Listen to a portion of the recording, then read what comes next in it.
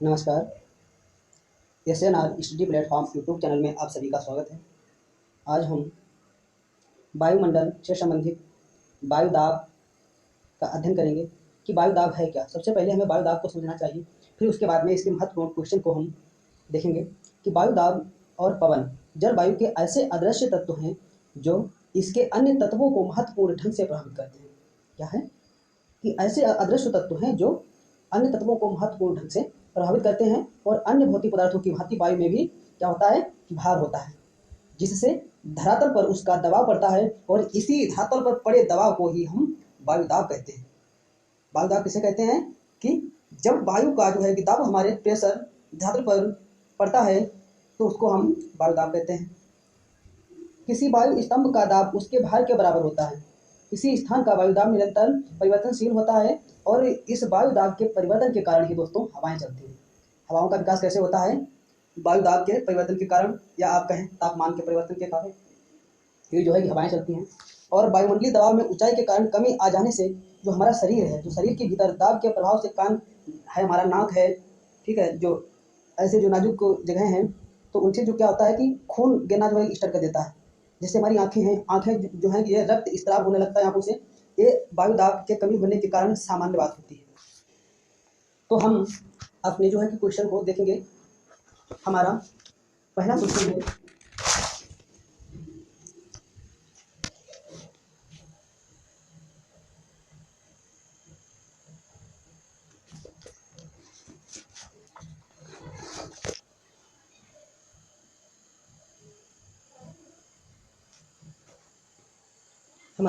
है, कि निम्नलिखित में से कौन सा सही नहीं है।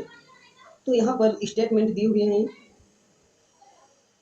उनके द्वारा हमें जो गलत स्टेटमेंट होगा उसको फाइंड करना रहेगा। तो पहला स्टेटमेंट है कोरियालिस बल पृथ्वी के घूर्णन का परिणाम है। तो जो कोरियालिस बल होता है ये हमारी पृथ्वी के घूर्णन का ही परिणाम होता है। सही है स्टेटमेंट।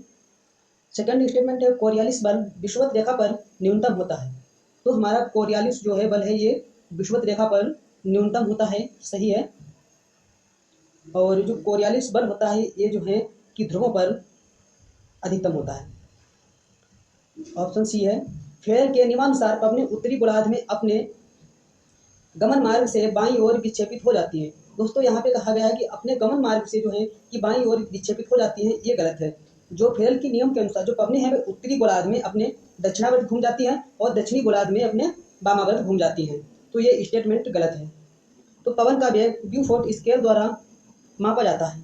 तो पवन का जो वेग होता है वो ब्यूफोर्ट स्केल के द्वारा, पैमाने के द्वारा ही मापा जाता है। तो ये भी स्टेटमेंट सही है और इसका करेक्ट ऑप्शन डी हो जाएगा। D option is the correct answer for this question. जैसे फेयर के नियम के अनुसार उत्तरी गोलार्ध में जब हवाएं चलती हैं तो वे सीधी न चलकर अपने दाहिने और घूमती हुई आगे बढ़ती हैं, जबकि दक्षिणी गोलार्ध में जो हवाएं हैं वे अपनी बाईं ओर घूमती हुई आगे बढ़ती हैं। नेक्स्ट क्वेश्चन हमारा है कि पृथ्वी पर उपोष्ण वायुदाब की पेटी को भी कहा जाता है। तो पृथ्वी पर उपोष्ण वायुदाब की पेटी को और किस नाम से जाना जाता है? तो इनको दोस्तों अश्व अक्षांश के नाम से जाना जाता है।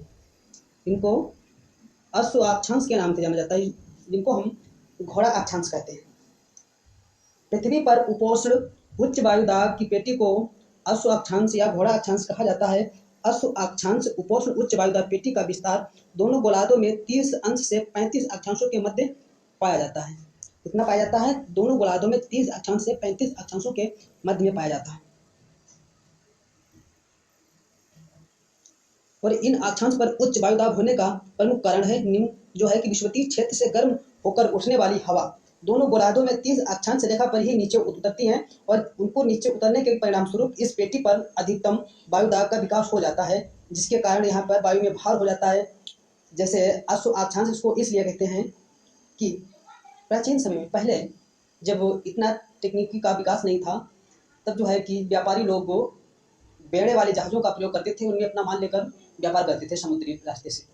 तो ये जब वो लोग 30 से 35 अक्षांश में पहुंचते थे तो वहाँ पे जो है कि अन्य स्थान की अपेक्षा उनका जो है जहाज है वो पानी में डूबने लगता था।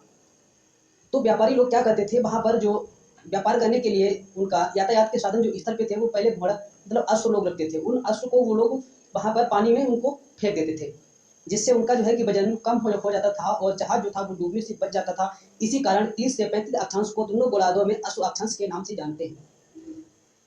आगे देखते हैं कि कैलिफोर्निया ठंडी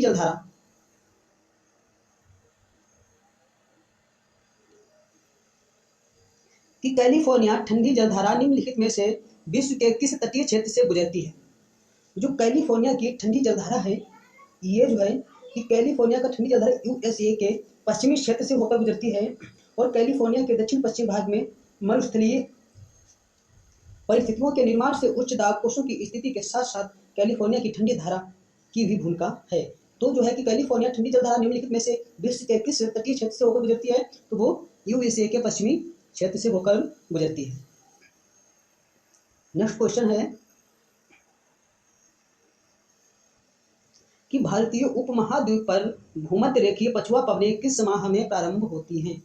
कि भारतीय उपमहाद्वीप पर भूमध्य रेखीय पछुआ पवनें किस माह में प्रारंभ होती हैं।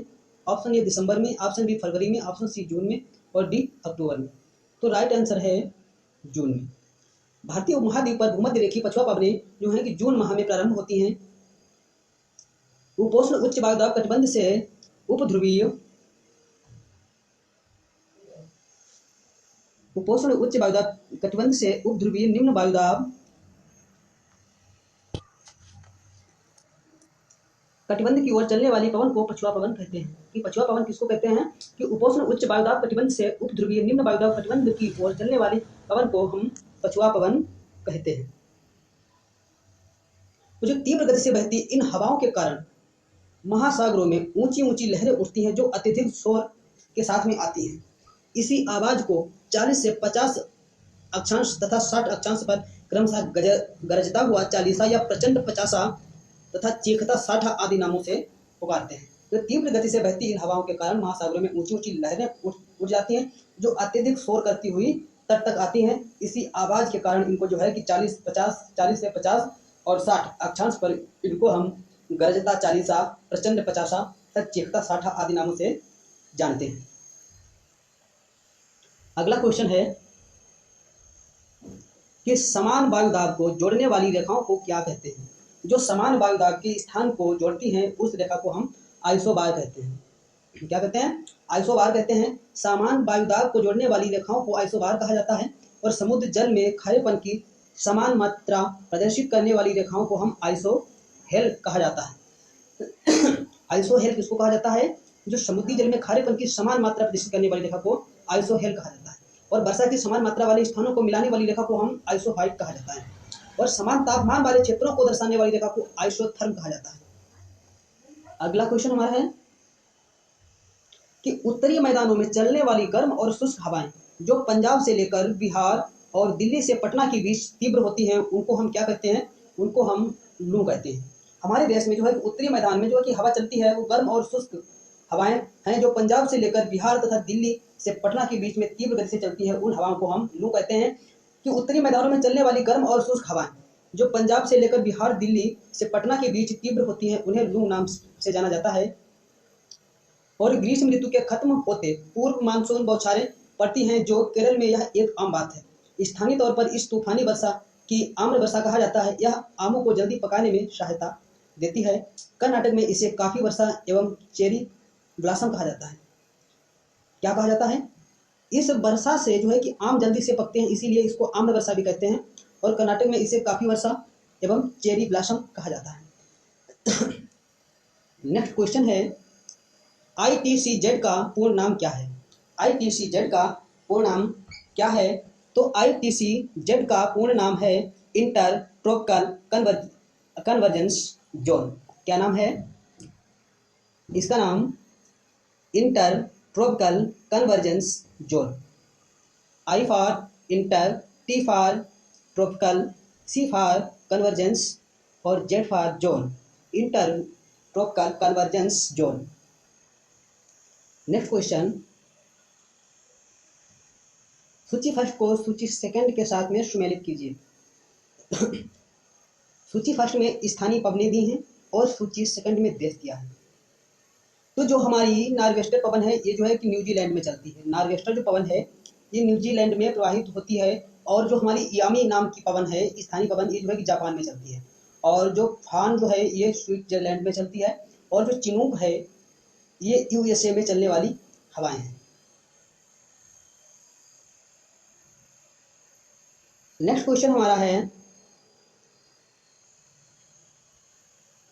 कि निम्नलिखित में से कौन सी माप की स्केल टॉर्नेडो की गंभीरता और उससे होने वाली क्षति को बताती है। तो वो ऑप्शन हमारा सी पर कैट हो जाएगा, फुजिता स्केल। जो फुजिता स्केल है ये टॉर्नेडो की तीव्रता और उससे होने वाली क्षति को बताती है।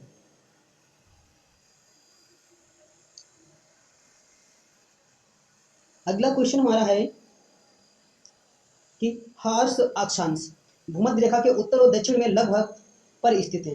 दोस्तों पीछे क्वेश्चन में हम अश्व अक्षांश के बारे में चर्चा कर चुके हैं।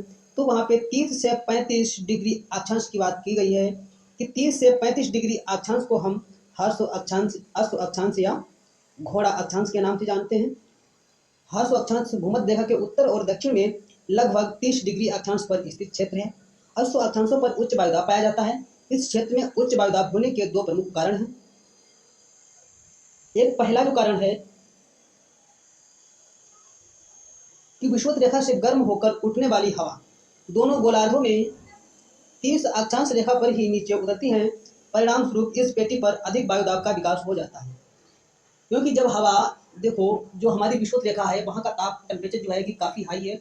वहाँ की जो हवाएं हैं वहाँ पर हवा जो है कि जब हवा गर्म होती है तब वो हल्की होती है। जब हवा हल्की होगी तो वो ऊपर जाएगी और वो हवा ऊपर जा कर के इनमें प्रवाह होता है। जब वो ये 30 से 35 अक्षांश तक पहुँचती हैं तो वहाँ पर ये जो है कि फिर से जो है कि ठंडी हो जाती है। और ठंडी होकर ये 30 से 35 अक्षांश पर फिर नीचे उतरती है, जिस कारण से वहाँ पर वायु का प्रेशर, दाब बढ़ जाता है। जिसके कारण यहाँ पे जो है कि अब अक्षांश की पेटी उच्च वायुदाब की पेटी के नाम से जानी जाती है। अगला क्वेश्चन हमारा है कि नीचे दो प्रकार के कथन दिए गए हैं, जिनमें से एक अभिकथन ए है और दूसरा तर्क आर है। कथनों को पढ़िए और नीचे दिए गए कूट का प्रयोग कर सही उत्तर का चुनाव कीजिए। तो हमारा जो अभिकथन है कि पवन वायुमंडलीय दाब में ऊर्ध्वाधर अंतर का परिणाम मात्र है। अभिकथन एक में कहा गया है कि पवन वायुमंडलीय दाब में ऊर्ध्वाधर अंतर का परिणाम मात्र है। दोस्तों यहाँ पे ऐसे जो एक चैलेंज वाले जो क्वेश्चन होते हैं, जैसे इसमें मात्र लगा दिया गया, केवल लगा दिया गया, तो ये देखने से ही मतलब इनमें सबसे पहले समझ जाना चाहिए कि ये गलत है। तो पवन वायुमंडलीय दाब में ऊर्ध्वाधर अंतर का परिणाम मात्र है, ये तो बिल्कुल गलत है, सरासर गलत है। और इसका तर्क है पवन वायु के दाब की असमानताओं को संतुलित करने के लिए प्रकृति का प्रयास है। दोस्तों जो ये स्टेटमेंट है ये एकदम से बिल्कुल सही है कि पवन जो है कि वायु के दाब की असमानताओं को संतुलित करने के लिए प्रकृति का प्रयास है।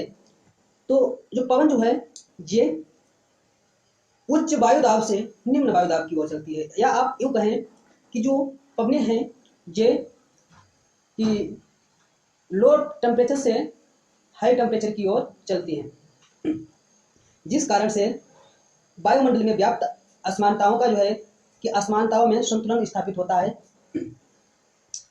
तो इसका ऑप्शन हमारा सही हो जाएगा D for dog. Dog is the correct answer for this question. And next हमारा क्वेश्चन, पहले इसका स्टेटमेंट देख लेते हैं कि पवन वायुमंडलीय दाब में ऊर्ध्वाधर अंतर का परिणाम मात्र नहीं है, बल्कि इसको प्रभावित करने वाले कई कारक हैं। यह प्रकृति का वायु के दाब की असमानताओं को संतुलित करने के लिए एक प्रयास है। अभिकथन गलत है, ताकि और तर्क जो हमारा है वो आर वो सही है। नेक्स्ट क्वेश्चन हमारा है कि हवाओं का मौसमी परिवर्तन की सामान्य विशेषता है। हवाओं के मौसमी परिवर्तन की सामान्य विशेषता है।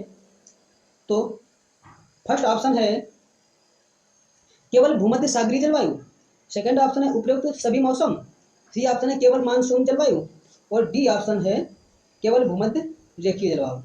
तो इसमें हमारा सही ऑप्शन हो जाएगा केवल मानसूनी जलवायु।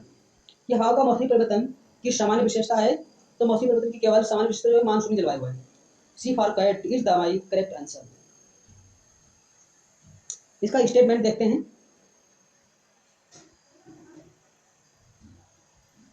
कि हवाओं का मौसमी परिवर्तन केवल मानसून जलवायु की विशेषता है। मानसून जलवायु प्रदेश में ग्रीष्मकाल आर्द्र और गर्म होती है। कि मानसून जलवायु प्रदेश में ग्रीष्मकाल आर्द्र तथा गर्म होता है और मानसूनी प्रदेशों में वर्षा मुख्यतया चक्रवाती एवं पर्वतीय प्रकार की होती है। इस जलवायु प्रदेश में महोगनी है, रबर, ताड़, बांस, साल और सागौन इत्यादि वृक्ष पाए जाते हैं। हमारा नेक्स्ट क्वेश्चन है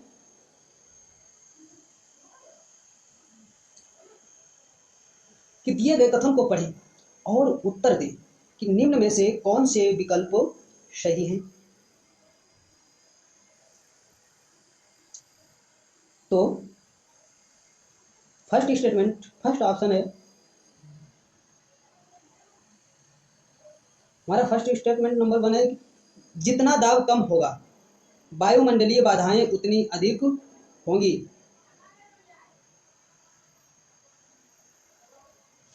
तो वायु दाब कि जितना दाब कम होगा वायुमंडलीय बाधाएं उतनी अधिक होंगी, ये भी सही है।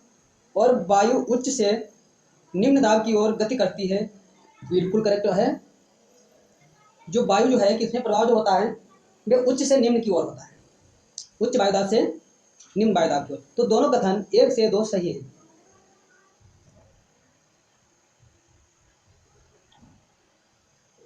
कि वायुमंडलीय दाब कम होगा तो वायुमंडलीय बाधाएं उतनी अधिक होगी। वायुमंडलीय दाब कम होने के फलस्वरूप हवाएं उच्च दाब से निम्न वायुदाब की ओर गति करती हैं।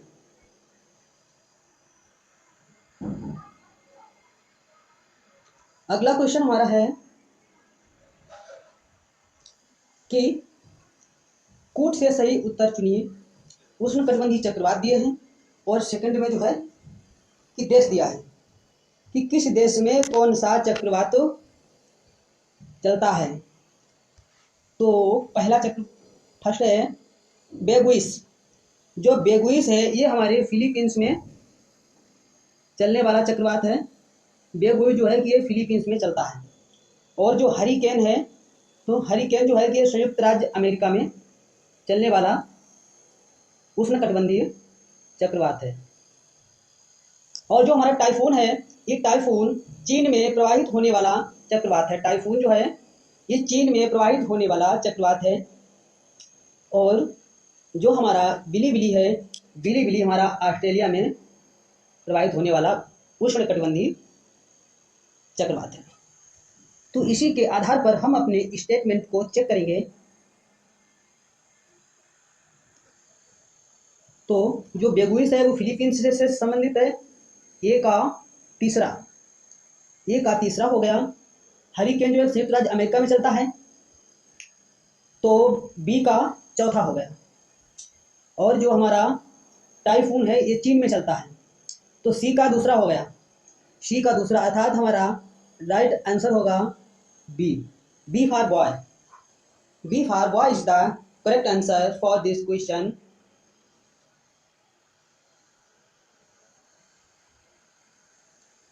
हमारा नेक्स्ट क्वेश्चन है कि आपस में चलने वाली गर्म हवाएं किस नाम से जानी जाती हैं। तो आपस में चलने वाली गर्म हवाएं किस नाम से जानी जाती हैं, तो वो फान नाम से जानी जाती हैं। आपस में गर्म हवाओं को फान कहते हैं। फान एक जोरदार झोंके वाली शुष्क एवं गर्म पवन है। यह हवा दक्षिणी आल्प्स के सहारे ऊपर उठती है एवं वर्षा के पश्चात आल्प्स पर्वत के उत्तरी ढाल के सहारे नीचे उतर जाती है।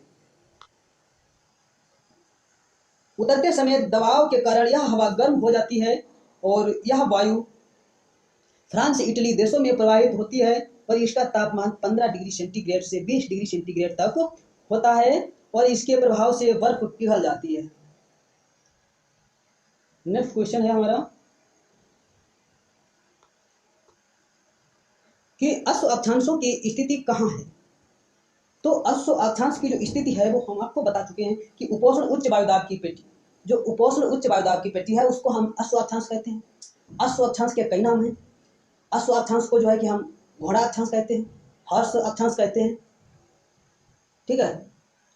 तो अश्व अक्षांश की स्थिति कहाँ है? तो वो उपोष्ण उच्च वायुदाब की पेटी में इसकी स्थिति है। उपोष्ण उच्च वायुदाब की पेटी को हम अश्व अक्षांश कहते हैं, जो 30 से 35 अक्षांशों के बीच दोनों गोलार्धों में पाई जाती है।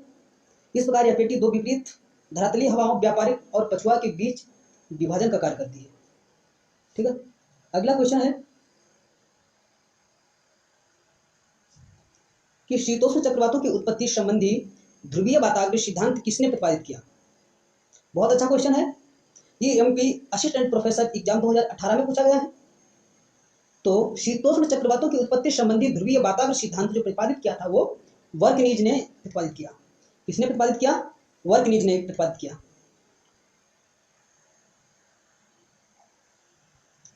कि शीतोष्ण चक्रवातों की उत्पत्ति संबंधी ध्रुवीय वाताग्र सिद्धांत का प्रतिपादन वर्कनीज महोदय ने किया था। इस सिद्धांत को तरंग सिद्धांत अथवा वर्गेन सिद्धांत के नाम से भी जाना जाता है। दोस्तों, इस सिद्धांत को किस नाम से जाना जाता है? तरंग सिद्धांत अथवा वर्गेन सिद्धांत के नाम से भी जाना जाता है। और शीतोष्ण कटिबंधीय चक्रवातों की उत्पत्ति दोनों ही गोलार्धों में 30 से 65 अक्षांशों के बीच में होती है।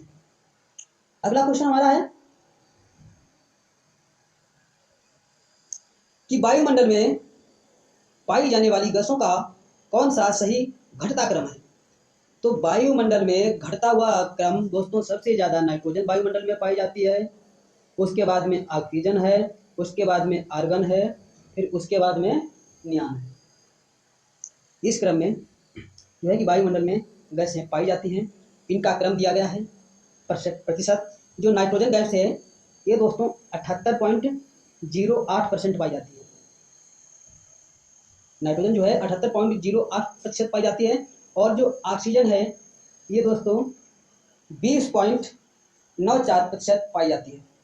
और जो हमारी आर्गन गैस है ये 0.93% पाई जाती है। और जो कार्बन डाइऑक्साइड है ये 0.03% पाई जाती है। और जो नियान है ये 0.0018% पाई जाती है। और दोस्तों जो हीलियम है ये 0.0005% पाई जाती है, 5% पाई जाती है।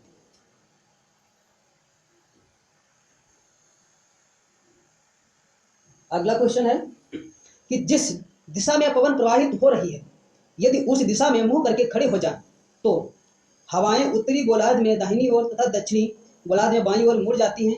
इस नियम को क्या कहते हैं दोस्तों? तो इस नियम को दोस्तों हम फेरल का नियम कहते हैं। बहुत अच्छा क्वेश्चन है। ये question MP assistant professor exam 2018 से पूछा गया है, 2018 में पूछा गया था। तो इसका D for dog is the correct answer. Feral के नियम के अनुसार हवाएं जो है कि दक्षिणी गोलार्ध में अपनी बाईं ओर और उत्तरी गोलार्ध में अपने दाईं ओर मुड़ जाती है।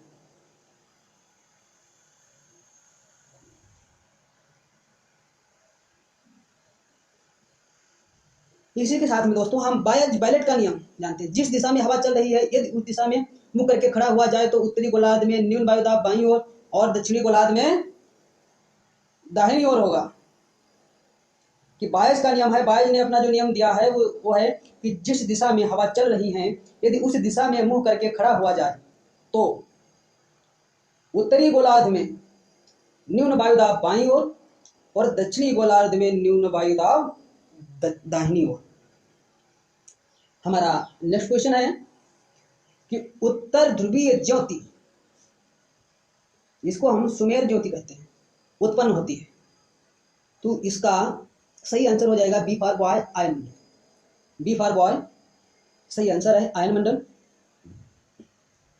तो उत्तर ध्रुवीय ज्योति सुमेर ज्योति आयन मंडल में उत्पन्न होती है। आयन मंडल में हवा विद्युत आवेशित होती है, अतः इस मंडल में वायु के कण विद्युत विसर्जन के कारण चमकने लगते हैं। यह प्रकाश मुख्य रूप से पृथ्वी के चुंबकीय ध्रुवों पर ही पाया जाता है। कहाँ पर पाया जाता है दोस्तों? यह प्रकाश पृथ्वी के चुंबकीय ध्रुवों पर ही पाया जाता है। और उत्तरी गोलार्ध में इस प्रकाश को उत्तर ध्रुवीय प्रकाश या अरोरा बोरियालिस एवं दक्षिणी गोलार्ध में इसे दक्षिणी ध्रुवीय प्रकाश या अरोरा ऑस्ट्रेलियाइस कहा जाता है। अगला क्वेश्चन हमारा है कि सहारा रेगिस्तान के पूर्वी भाग में उत्तर पूर्व तथा पूर्व दिशा से पश्चिम दिशा में चलने वाली गर्म तथा शुष्क हवा को क्या कहते हैं? तो सहारा रेगिस्तान में पूर्वी भाग में उत्तर पूर्व तथा पूर्व दिशा से पश्चिम दिशा में चलने वाली गर्म तथा शुष्क हवा को हम हरमट्टन कहते हैं। क्या कहते हैं? हरमट्टन कहते हैं। सहारा रेगिस्तान के पूर्वी भाग में उत्तर पूर्व तथा पूर्व दिशा से पश्चिम दिशा में चलने वाली गर्म और शुष्क हवा को हम हरमट्टन कहते हैं। E for Apple, correct answer for this question. And next question,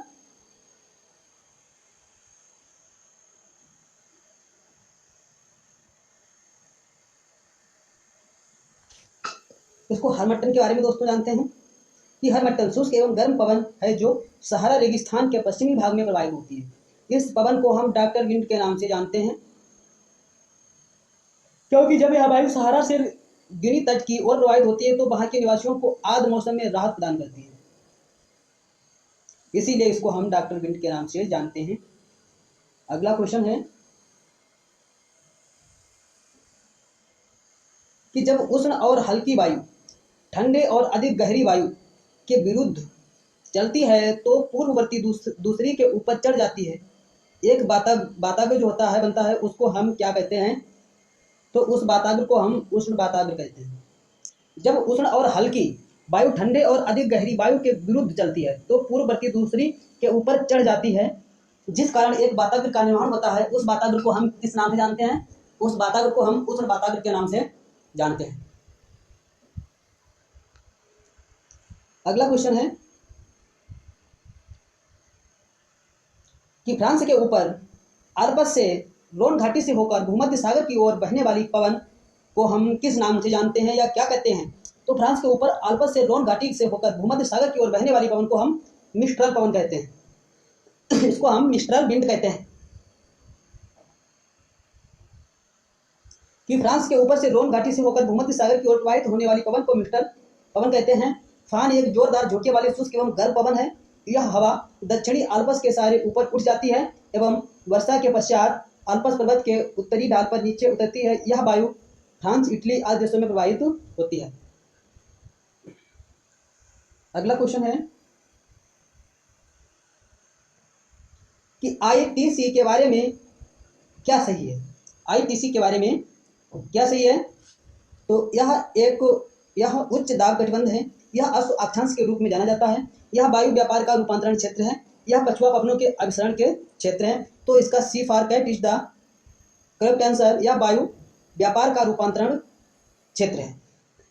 ITC क्या है? यह वायु व्यापार का रूपांतरण क्षेत्र है। विषुवत रेखीय उच्च वायुदाब पेटी व्यापारिक हवाओं का अभिसरण क्षेत्र है। इस कारण इसे अंतरा उष्णकटिबंधीय अभिसरण क्षेत्र भी कहा जाता है। इसको I for inter, T for tropical, C for convergence और जेड फॉर जोन, इसकी फुल फॉर्म है इंटर ट्रॉपिकल कन्वर्जेशन जोन भी कहा जाता है। दोस्तों अगला क्वेश्चन है कि बिलीबिली क्या है? तो बिलीबिली फर्स्ट ऑप्शन है समशीतोष्ण क्षेत्रों में उगाए जाने वाला एक प्रकार का वृक्ष है। ऑप्शन बी है एक हवा जो एक रेगिस्तान में उड़ाती है। और ऑप्शन सी उत्तर पश्चिमी ऑस्ट्रेलिया का एक उष्णकटिबंधीय चक्रवात है।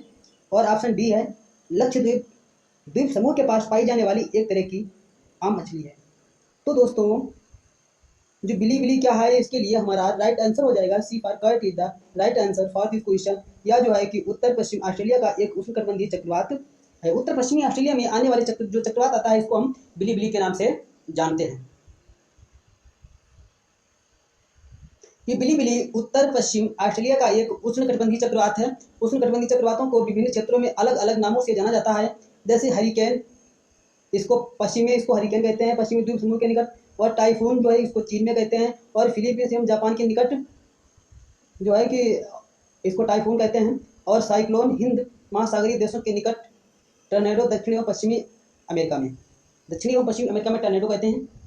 टाइफून जो है कि इसको चीन, फिलीपींस एवं जापान में कहते हैं। और साइक्लोन हिंद महासागरीय क्षेत्रों के निकटवर्ती जो में कहते हैं। और टर्नेडो दक्षिण एवं पूर्वी अमेरिका में इसको टॉर्नेडो कहते हैं। नेक्स्ट क्वेश्चन है कि निम्नलिखित में से किसे ग्रही पवनों के लिए एक अवरोध माना जाता है? तो ग्रही पवनों के लिए अवरोध जो है वो मानसून पवनों को माना जाता है। तो बी हमारा राइट आंसर हो जाएगा, बी फॉर बॉय। मानसूनी पवनों को जो है कि गर्मी पवनों के लिए एक अवरोध माना जाता है, कि मानसून पवनें ग्रही पवनों के लिए अवरोध माना गया है। वो सामान्य रूप से मानसून हवाएं धरातल का संवहनीय क्रम ही हैं, जिनका आविर्भाव स्थल और जल के विरोधी स्वभाव के कारण तथा तापीय विभिन्नता के कारण होता है। तो जेट स्ट्रीम के बारे में कौन सा सही नहीं है? तो ऑप्शन हमारा है, यह समताप मंडल में गति करता है, ऑप्शन बी है। यह पश्चिम से पूर्व की ओर गति करता है, ऑप्शन सी है। यह घुमावदार मोड़ों में गति करता है, ऑप्शन डी है। यह लगभग 300 किलोमीटर प्रति घंटों की रफ्तार से गति करता है। तो जेट स्ट्रीम के बारे में कौन सा स्टेटमेंट इनमें से सही नहीं है? तो वो फर्स्ट वाला सही नहीं है, यह समताप मंडल में गति करता है। बाकी जो है सभी स्टेटमेंट सही हैं कि जेट स्ट्रीम समताप मंडल में नहीं बल्कि क्षोभ मंडल में गति करता है। जेट धाराएं वायुमंडल में पश्चिम से पूर्व की ओर चलती हैं। जेट धाराएं शीत ऋतु में सदैव तीव्र चलती हैं, क्योंकि इस समय ही तापमान में विभिन्नता सबसे अधिक होती है। अगला क्वेश्चन है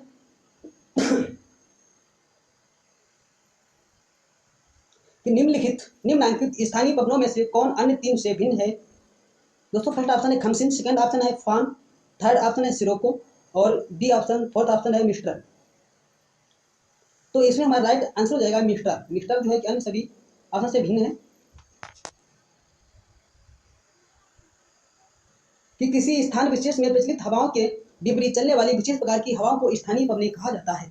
इटली और स्पेन में चलने वाली गर्म हवा को सिराको, मिस्र में चलने वाली हवा को खमसिन तथा स्विट्जरलैंड में चलने वाली हवा को फान कहा जाता है, जबकि मिस्टर एक ठंडी ध्रुवीय हवा है जो स्पेन तथा फ्रांस में बहती है। अगला क्वेश्चन है कि निम्नलिखित में से कौन ध्रुवीय वाताग्र सिद्धांत के प्रतिपादक हैं? तो ध्रुवीय वाताग्र सिद्धांत के प्रतिपादक बी वर्कनीज तथा जे वर्कनीज है।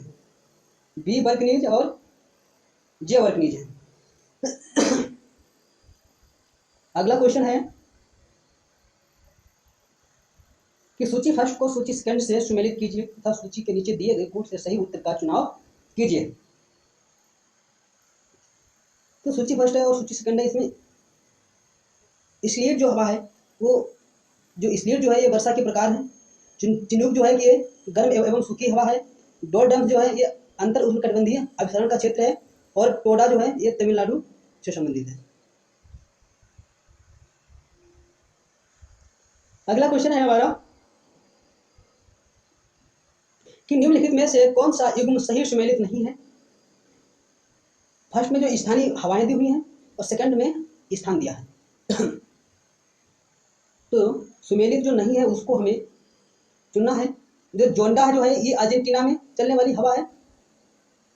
यामो जो है जापान में चलने वाली हवा है। ट्रेमोंटेन जो है कि ये मध्य यूरोप में चलने वाली हवा है। और गिबली जो है ये जो है कि लीबिया में चलती है।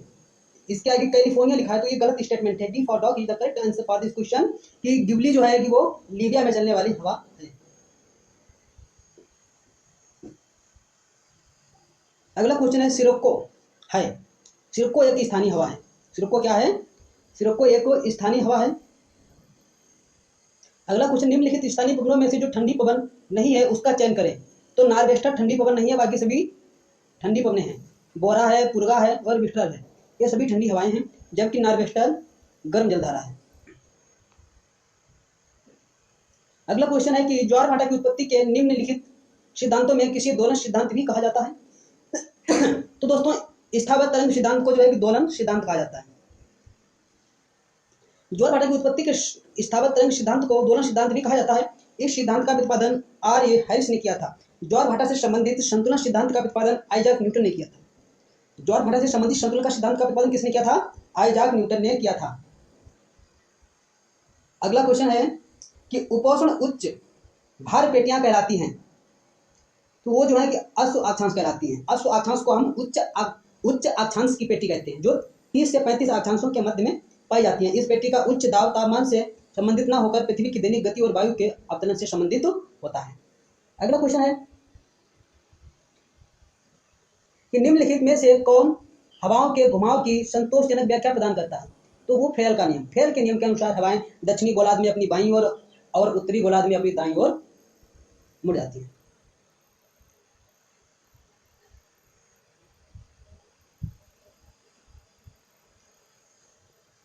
दोस्तों अगला क्वेश्चन हमारा है कि नीचे दो कथन दिए गए हैं, एक को अभिकथन ए और दूसरे को तर्क आर नाम दिया गया है और नीचे दिए गए कूट से सही उत्तर का चयन कीजिए। तो अभिकथन फर्स्ट है, दक्षिणी ध्रुव निरंतर बर्फ से ढका रहता है किंतु वह प्रत्येक वर्ष 8 सेंटीमीटर से भी कम वर्षण प्राप्त करता है। बिल्कुल सही बात है दोस्तों कि दक्षिणी ध्रुव जो है निरंतर बर्फ से साल भर बर्फ से ढका रहता है किंतु वह प्रत्येक वर्ष 8 सेंटीमीटर से भी कम वर्षा प्राप्त करता है। अगला हमारा तर्क है दोस्तों आर, कि दक्षिणी ध्रुव में लगातार तेज हवाएं चलती हैं, ये भी सही है। फर्स्ट और सेकंड अभिकथन ए और तर्क आर दोनों सही हैं, दोनों राइट हैं, पर ये एक दूसरे की दोस्तों व्याख्या नहीं कर रहे हैं, व्याख्या करने में असमर्थ हैं।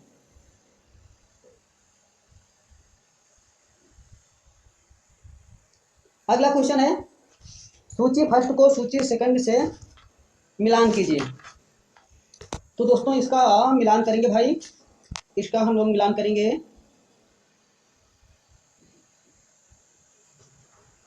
जो एक जो है सूची बल दिया है और स्रोत दिया है। तो अन्योन क्रिया से पृथ्वी का घूर्णन होता है, पृथ्वी का घूर्णन होता है और जो ज्वारी है ये पृथ्वी का घनत्व से संबंधित हो जाएगा, पृथ्वी का घनत्व ए से संबंधित हो जाएगा। और जो घर्षण है ये जो है कि स्थलाकृतिक भिन्नताओं से संबंधित हो जाएगा। और बचा दोस्तों प्रतिरोधक स्थैतिक अवस्था से संबंधित हो जाएगा। तो दोस्तों अगर आपको ये हमारा वीडियो सही लगा हो, हेल्पफुल लगा हो, तो दोस्तों हमारे चैनल को सब्सक्राइब करें और वीडियो को लाइक करें। थैंक यू, जय हिंद, बेस्ट ऑफ लक।